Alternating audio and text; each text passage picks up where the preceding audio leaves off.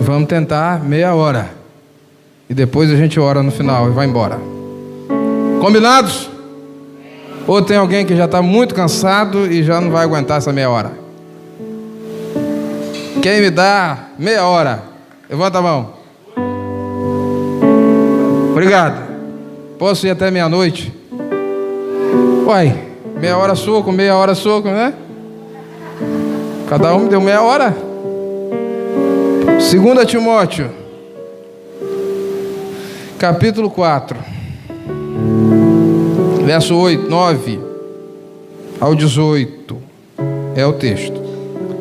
2 Timóteo 4, de 9 a 18.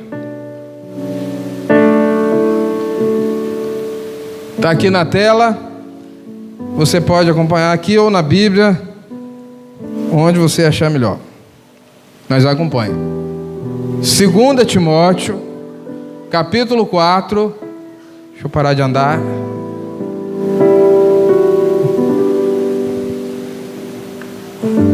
Verso 9. Amém, meu irmão? Procura vir ter comigo depressa, porque Demas me desamparou, amando o presente século, e foi para Tessalônica. Crescente é um outro homem, foi para Galácia. Tito para Dalmácia. Só Lucas está comigo. Toma Marcos e traze-o contigo, porque é muito útil para o ministério. Também enviei Tíquico a Éfeso. Quando vieres, traze a capa que deixei em Troade, em casa de Carpo, e os livros, principalmente os pergaminhos. Alexandre, o latoeiro, causou-me muitos males. O Senhor lhe pague segundo as suas obras. Tu guarde-te também dele, porque resistiu muito às nossas palavras. Ninguém me assistiu na minha primeira defesa. Antes todos me desampararam. Que isto lhes não seja imputado. Mas o Senhor assistiu-me e fortaleceu-me, para que por mim fosse cumprida a pregação a todos os gentios, e todos os gentios a ouvissem, e fiquei livre da boca do leão. Vamos ler juntos 18.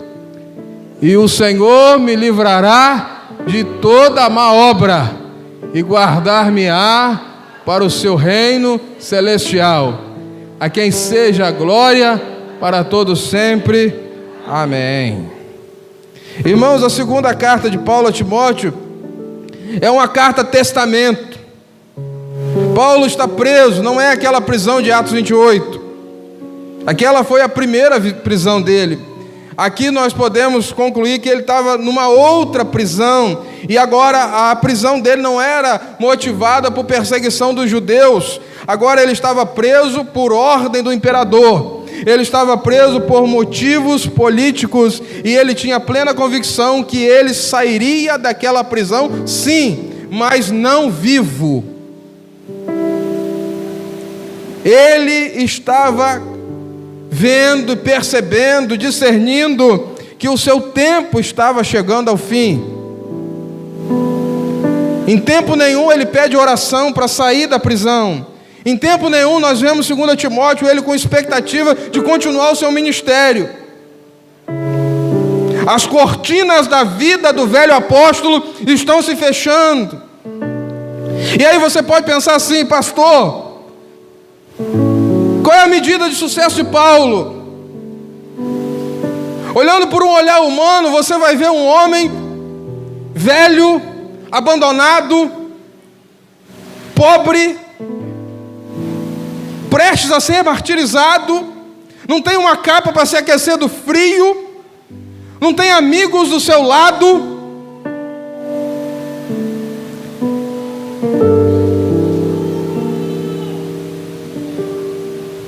Será? Alguém poderia pensar que Paulo não estava pagando por algum pecado? Não é assim que a gente pensa quando um crente passa por provação e luta? só pode estar fazendo coisa errada. É castigo de Deus. Irmãos,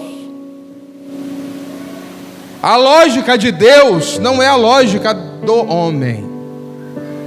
Na lógica de Deus, esse homem estava completamente derrotado, frustrado e tinha todos os motivos para estar depressivo, amargurado. Olha, ele foi traído, ele foi desprezado, ele foi abandonado, ninguém defendeu ele. A prisão do Império Romano é o pior lugar para se estar, provavelmente. Ou a pessoa saía de lá leproso, ou tuberculoso, ou saía para ser assassinado. Ele não tem dinheiro, ele está sentenciado à morte.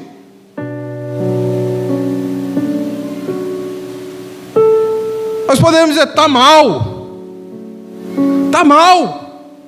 E às vezes a gente olha para a pessoa e diz, está mal. Está ruim o negócio para o seu lado. Você tem todo motivo, irmão, para ser depressivo, para estar triste, para estar amargurado. A sua saúde emocional tem todo motivo, Paulo, para estar zerada. Mas quando nós lemos 2 Timóteo, nós vamos ver um homem curado. Nós vamos ver um homem resolvido. A pior coisa é gente que não é resolvida. Não sabe o que é, não sabe se está bem, se está mal, não sabe quem é, não sabe quem é Deus. Você olha para Paulo e você vai ver um homem, apesar de tudo isso que eu falei, confiante nos propósitos e nas promessas de Deus, porque nas circunstâncias não adoeceram esse homem. E é com Paulo que eu quero aprender, e eu quero falar do caminho da cura, porque nós vemos esse homem saudável emocionalmente, apesar de estar vivendo tantas coisas e tantas adversidades. O caminho da cura nos ensina, irmãos, em primeiro lugar, se você quer ser curado, se você quer ser uma pessoa saudável emocionalmente, aprende com Paulo a jamais escolher ficar sozinho. O verso 9 ele diz assim: procura vir ter comigo depressa. A carta é para quem? Timóteo. Ele abre a carta de Timóteo dizendo: a Timóteo, meu amado filho. E no capítulo 4 ele diz assim: vem depressa, porque eu preciso de você do meu lado. Engraçado, quando a gente passa por momentos difíceis na nossa vida, a nossa tendência é o isolamento. A nossa tendência é dizer que nós não precisamos de ninguém. A nossa tendência é dizer assim: não quero ninguém perto de mim. E Paulo está numa cela fria de uma prisão, e ele diz assim: agora é a hora que eu mais preciso de um amigo do meu lado. Meu filho, vem. Irmãos, gente precisa de Deus, você sabe disso, mas gente também precisa de gente. Gente precisa de Deus, mas gente também precisa de gente.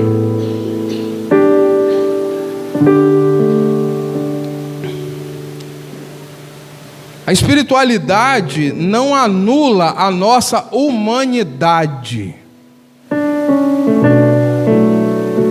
Tem gente que é tão espiritual, tão espiritual, tão espiritual, que ele esquece que ele é um ser humano. Eu vi a história de uma mulher que ela perdeu o seu filho, menino de 19 anos. E aquela mulher era a que mais sorria no velório. Deus deu, Deus tirou, louvado seja o nome do Senhor. Ela cantou do coral, ela deu palavra, ela animou o povo, ela gritou de alegria, porque ela era muito espiritual e não podia se abater. Dali a 2 meses ela estava internada, depressiva. mal. Nós somos de carne e osso. Paulo, talvez ninguém depois de Jesus foi tão especial, ou tão forte, ou tão firme, ou tão expressivo na igreja do que esse homem. E nós vamos ver esse homem dizendo: eu sou um ser humano e eu preciso te ver. Eu preciso que você esteja perto de mim. Quando as pessoas estão sofrendo, elas precisam de pessoas do lado dela. E às vezes a gente se afasta, porque a gente que é assim sem graça. Porque tem um que é mais sem graça que o outro, né, irmão? Eu estou no time do sem graça. Por exemplo, morre uma pessoa, a gente não quer chegar porque a gente não sabe o que falar. Não é não? Tem uns que chegam, consolam. Na roça, a frase da consolação diz assim: ah, meu irmão, não chora. Porque eu vi uma mulher falar: todos nós somos galinhas de Deus. E Deus... Eu falei: que é isso? Deus, às vezes, quando passa a faca em alguém, leva, né? Era uma maneira dela dizer, porque ela tinha um quintal cheio de galinha. E às vezes pegava uma galinha, matava e comia. Tentando consolar. Tem um homem na Bíblia, não sei quem, disse assim: por favor, ninguém me consola, deixa eu chorar. Até mesmo essas pessoas, às vezes não precisam de consolo, elas precisam apenas de alguém que está perto. Vem me ver depressa, antes do inverno, porque no inverno você não, se você esperar o inverno, você não vai conseguir chegar aqui. E ele faz um apelo: traz João Marcos. O gigante do cristianismo está ensinando para mim e para você que nós precisamos nos cercar de gente que nos ama. Precisamos de amigos, precisamos de discipuladores, precisamos de verdadeiros amigos. E sabe quem é o verdadeiro amigo? Sabe quem é a pessoa que mais ama você? É aquela que te confronta no particular, mas te defende no público. Essa, por mais raiva que você tenha dessa pessoa, na hora que ela te confronte, é a que te ama. Porque tem muita gente que nos elogia no particular e nos critica no público. Esses não são os verdadeiros amigos. Precisamos, irmãos, entender que gente precisa de gente. Agora, você não pode esquecer de uma coisa: a melhor maneira de ter amigo, qual é? É ser amigo. Eu não tenho amigo. Provavelmente porque você não é um bom amigo. Começa sendo amigo, e aí você vai ter amigos.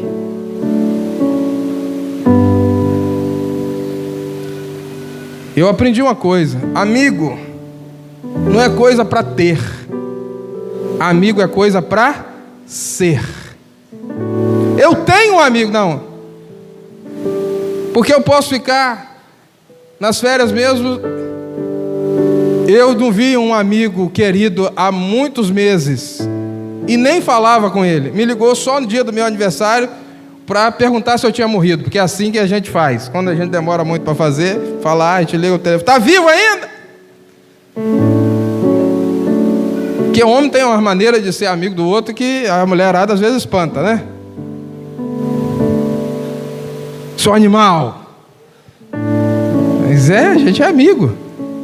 E aí nós ficamos uma tarde inteira, emendou para a noite, conversando, dando risada, lembrando história.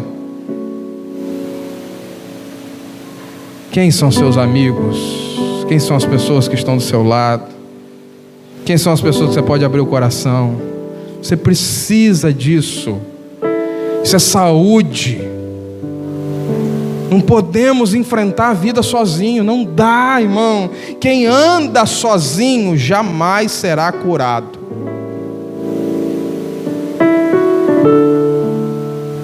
Conserta seus relacionamentos, estabeleça boas amizades.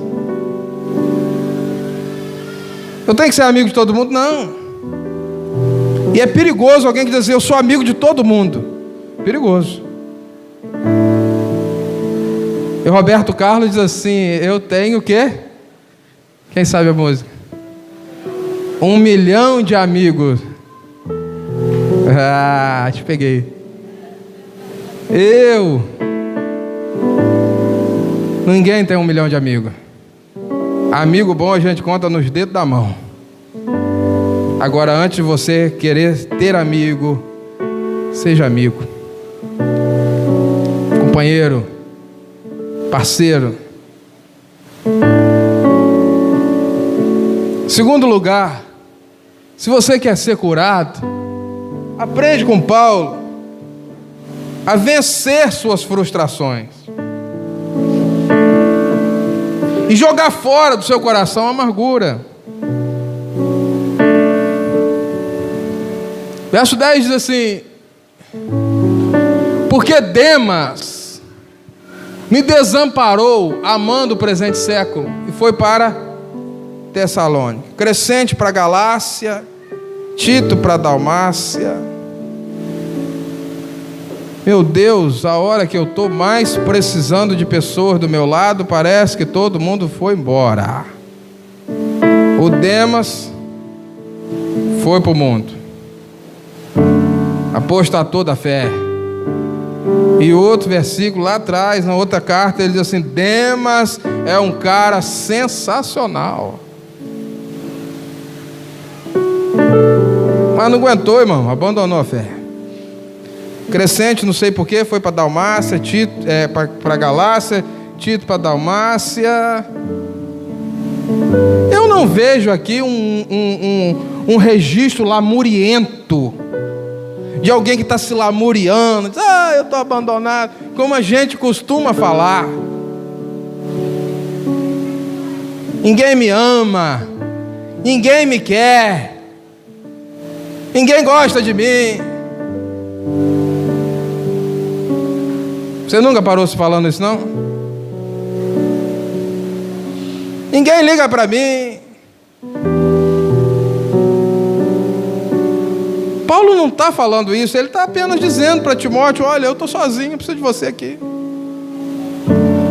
Agora você para e pensa, o homem passou a vida inteira investindo em outras vidas, ganhando alma, discipulando, arrastando multidões. Aí no final da sua vida ele só tem uma pessoa que está do seu lado, todo mundo foi embora.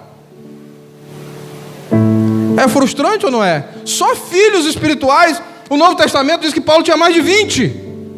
Onde estão esses homens?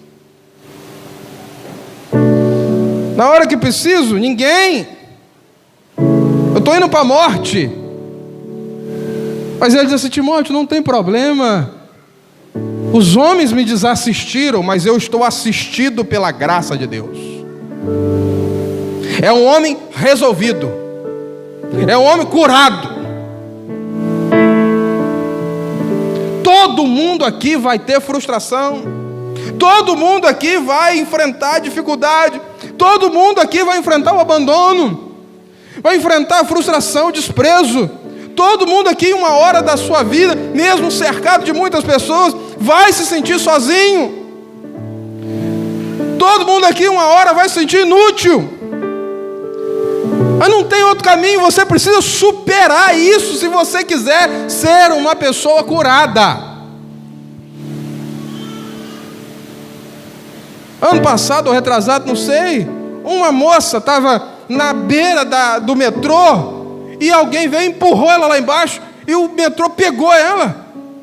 E ela saiu de lá só com o braço quebrado. Era para morrer, gente. E aí, dali a umas semanas, foram entrevistar essa mulher, estava depressiva, querendo morrer, porque alguém empurrou ela e ela caiu no metrô. Eu falei, peraí.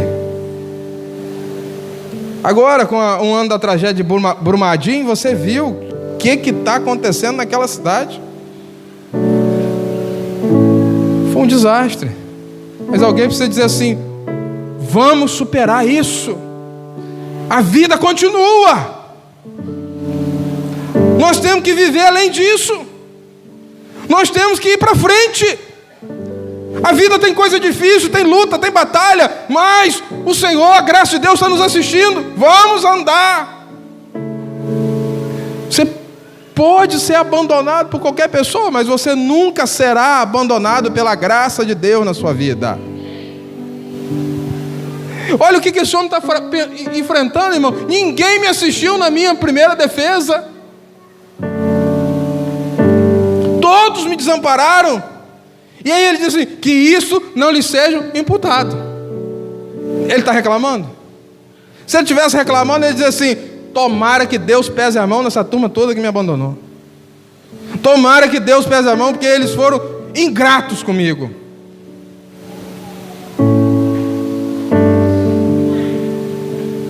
Um homem que se arriscou pela salvação de tanta gente, agora quando ele precisa de alguém lá no tribunal e dá um testemunho a favor dele, ninguém vai. Ninguém quer defender esse homem. Quem aqui já criou uma grande expectativa e foi frustrado? Paulo devia estar pensando assim: eu vou lá, eu vou comparecer diante do juiz, na plateia vai ter no mínimo uns 100 crentes orando por mim. Lá fora vai ter uma turma com uma faixa dizendo: libertem Paulo. A televisão vai estar cobrindo e vai estar dizendo assim: agora o famoso líder do cristianismo, um homem que plantou mais de 20 igrejas, um homem que impactou uma geração inteira, está sendo julgado aqui. E agora, o que vocês têm a dizer? E as pessoas estão lá fora dizendo: solta, solta. Ninguém apareceu, irmão, ninguém. Não teve uma alma boa para dizer assim: esse homem é um cara bom. Quantos aqui ajudaram as pessoas? E quando você precisou de ajuda, não teve ninguém para te ajudar. Você tem que vencer isso. Você tem que se libertar disso. Se você quiser ser curado, ou você vai continuar doente na alma.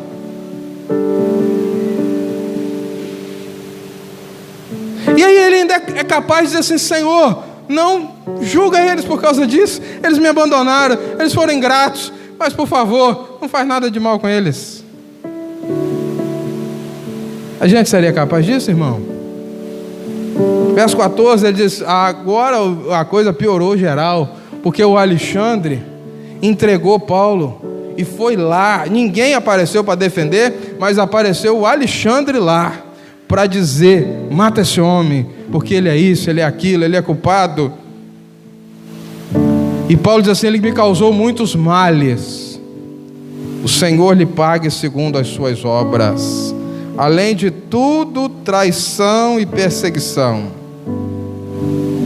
Homens de Deus e mulheres de Deus também têm inimigos. Mas Paulo deixa nas mãos de Deus. O Senhor lhe dará paga.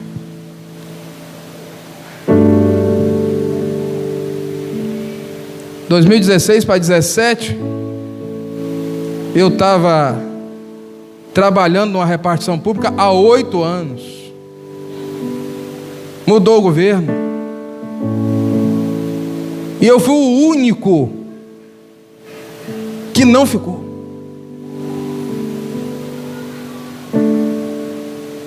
Eu saí mal dali, irmão. O único. Todos os outros ficaram.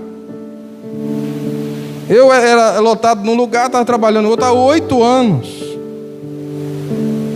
E um rapaz que eu ajudei tanto, se tornou chefe, tentou ajudar, mas não teve jeito. E eu voltei para o meu lugar de origem. Toda vez que eu vi o homem, que foi responsável por isso, meu coração fechava. E eu achava que eu era o pastor, o cara que,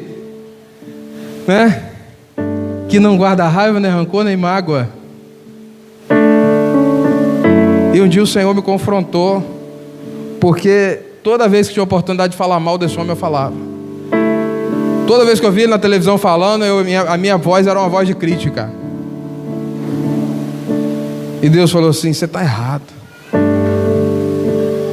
Por que você não começa a abençoar esse homem? Por que você não começa a orar por ele? Por que você não começa a falar bem dele? Porque o melhor remédio para a gente consertar de quem a gente falou mal é a gente começar a falar bem. Tem gente que perturba. Uma vez uma dona me abraçou e disse assim: me perdoa, porque eu achava que você era um mercenário. Minha amiga nunca tinha me dito isso. Eu falei assim: não perdoo. Deixa eu tratar meu coração primeiro. Para que você foi falar? Nós temos que ser inteligentes.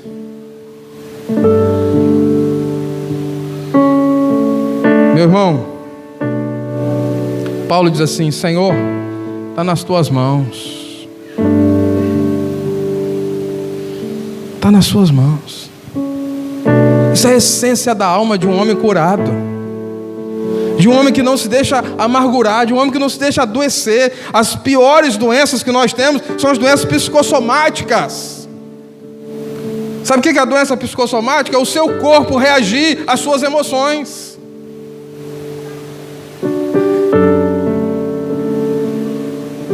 Você sofre e isso vai estourar em algum lugar na sua saúde.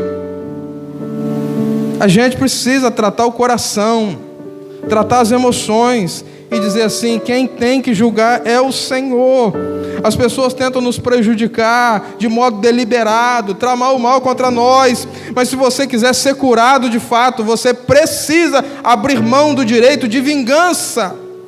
Porque quando nós queremos nos vingar, nós estamos usurpando um lugar que é de Deus. Porque a Bíblia diz que o Senhor, a Ele, apenas Ele, pertence o quê? A vingança. Quer ser curado?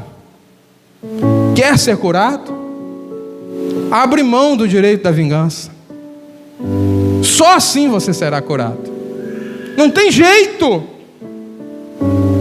Último lugar, irmãos, para a gente orar. Saiba pedir perdão e perdoar quem te machucou. Aonde eu acho isso?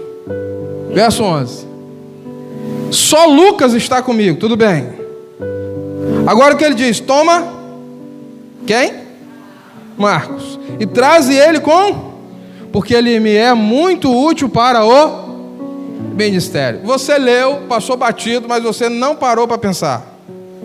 Quem é Marcos?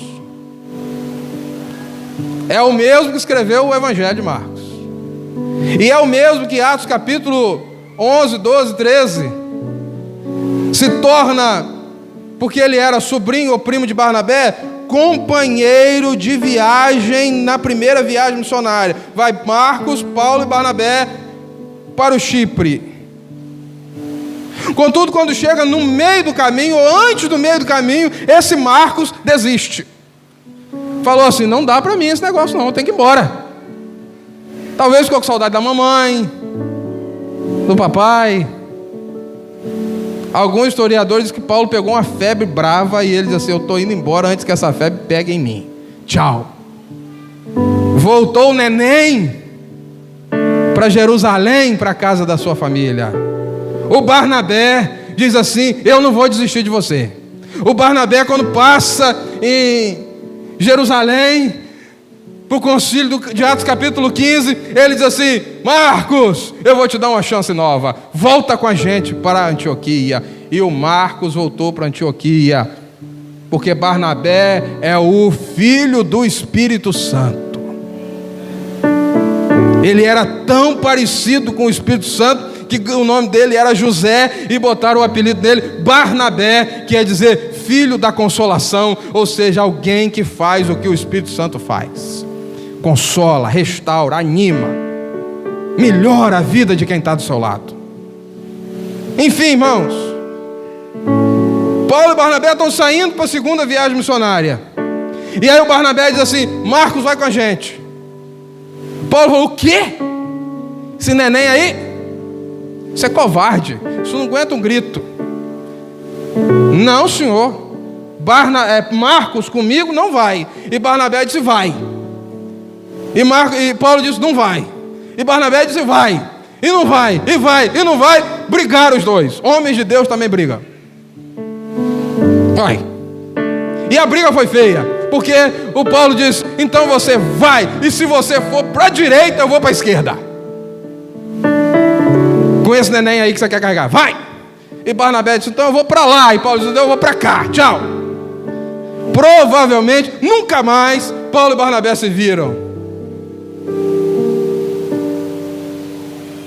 A gente enfrenta muita luta, irmão. Aí você acha que só você que enfrenta a luta. O Paulo e Barnabé, amigo, quem acolheu Paulo foi Barnabé, quem foi buscar Paulo em Tarso foi Barnabé, quem deu a primeira chance, Barnabé, de Paulo pastorear uma igreja, Barnabé, e agora os dois estão cada um caminhando para um lado. E aí Paulo podia dizer assim: eu perdi um amigo por sua causa, Marcos, eu nunca mais vi meu amigo, nunca mais eu olho para sua cara. E agora está o Paulo lá, velho, preso, e está dizendo assim: traz Marcos, traz contigo Marcos, porque ele me é o quê? Útil para o ministério. Esse Marcos, eu não quero ver ele nunca mais pintado nem de ouro na minha frente, diria eu e você. E aí o Paulo está dizendo assim: eu errei. E esse Marcos agora é um cara sensacional. Ele foi discipulado por Pedro. Ele escreveu um evangelho. Ele é útil, traz ele para cá. Porque as picuinhas, as dificuldades, todas foram apagadas pelo amor. Quer ser curado, irmão? Quer ter uma vida saudável? Aprenda a superar. E aprenda a perdoar, e aprenda a pedir perdão, e aprenda a reconhecer quando você está errado. Dureza não vai te levar a lugar nenhum. Já estou terminando.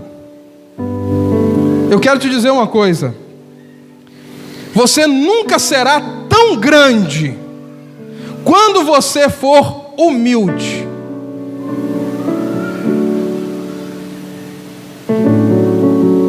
Aprende isso em nome de Jesus. Quando você é humilde, você é grande.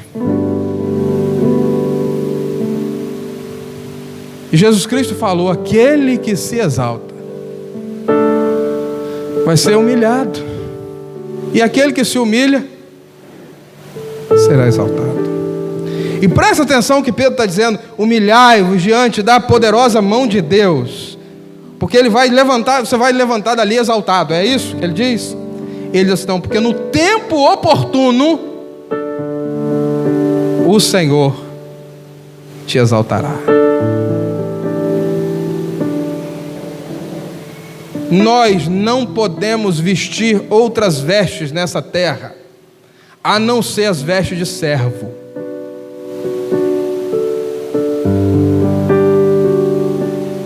Porque o maior homem que pisou nessa terra pegou uma toalha, pegou um avental, pegou uma bacia e lavou os pés dos discípulos e disse assim: agora eu quero que vocês façam a mesma coisa. Então que bobagem é essa? E Pedro vai dizer: olha, ele abre, uma vez eu li isso, meu coração meus olhos abriram, meu coração se encheu com aquilo, porque Pedro era o cara que era o apóstolo, era a pessoa que foi o pastor da igreja de Jerusalém, depois ele foi para Roma, ele era o líder do colégio apostólico, ele vai dizer nas suas cartas que ele era presbítero, ele era discípulo, ele era apóstolo, e quando ele abre a sua carta, ele está dizendo assim: Pedro, servo do Senhor Jesus. Quer ser curado, irmão?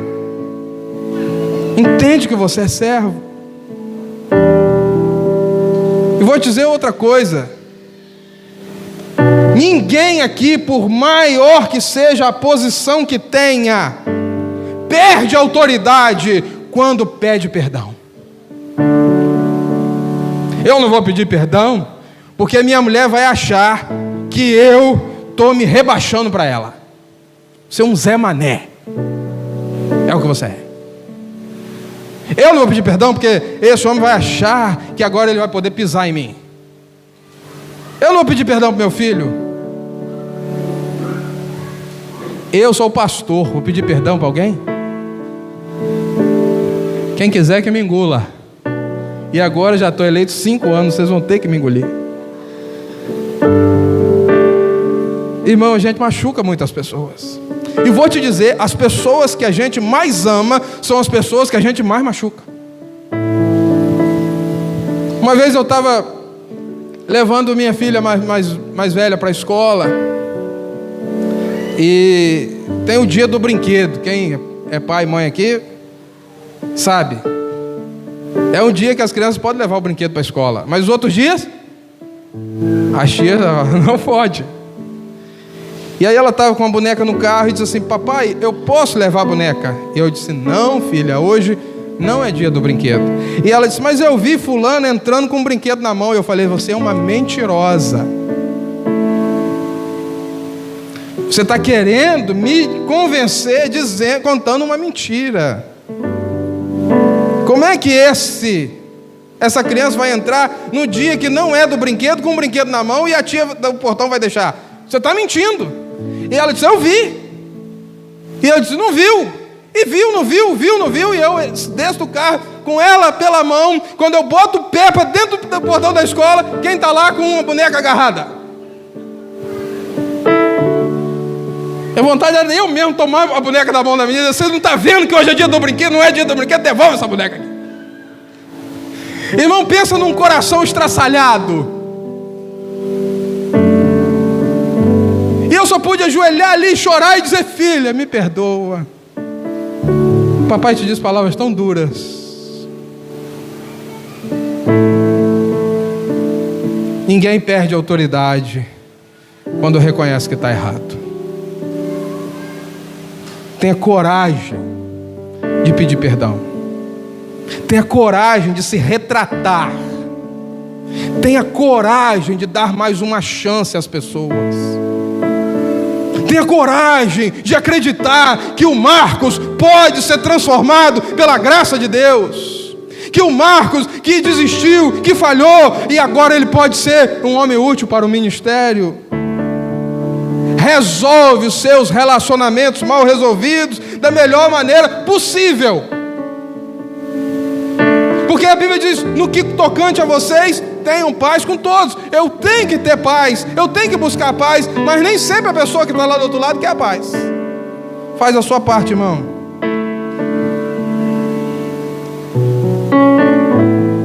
Se quisermos ser curados, vamos precisar passar por esse processo. Ou então você vai escolher continuar vivendo doente emocionalmente. Paulo nos ensina tantas coisas, e eu aprendo com esse homem o caminho da cura. O caminho da cura, meu irmão, é esse.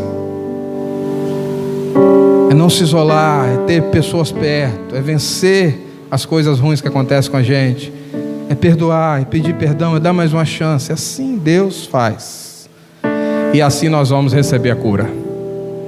Vamos ficar de pé e vamos orar.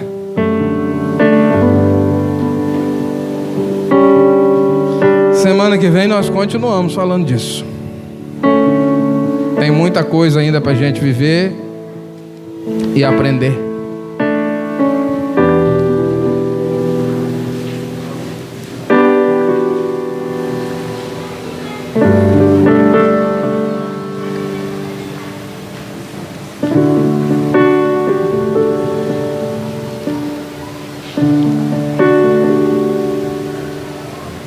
Eu não quero, irmão,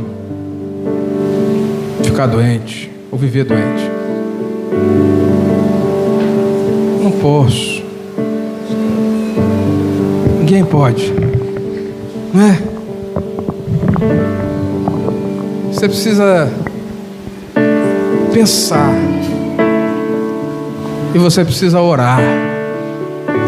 E você precisa tomar algumas decisões que talvez sejam muito difíceis. Pedir a Deus que te ajude. Olha o Davi no Salmo 55.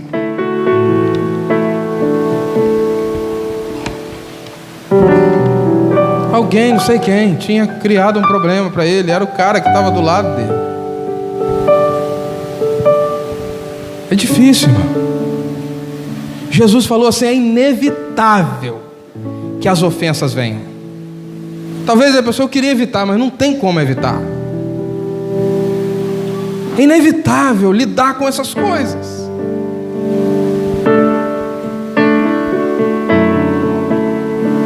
Isso é o amor de Deus, só o amor de Deus. E quando você entende isso, você começa a viver uma vida mais saudável. É isso que a gente precisa. Quer ser curado? Você quer ser curado? Às vezes a gente não entende, a gente passa por um momento de cura interior e pensa que acabou ali. Ah, gente, se fosse uma vez só, seria muito bom, mas a gente tem que, de vez em quando, curar o interior. Em nome de Jesus. Que o Senhor aplique a sua palavra aos nossos corações.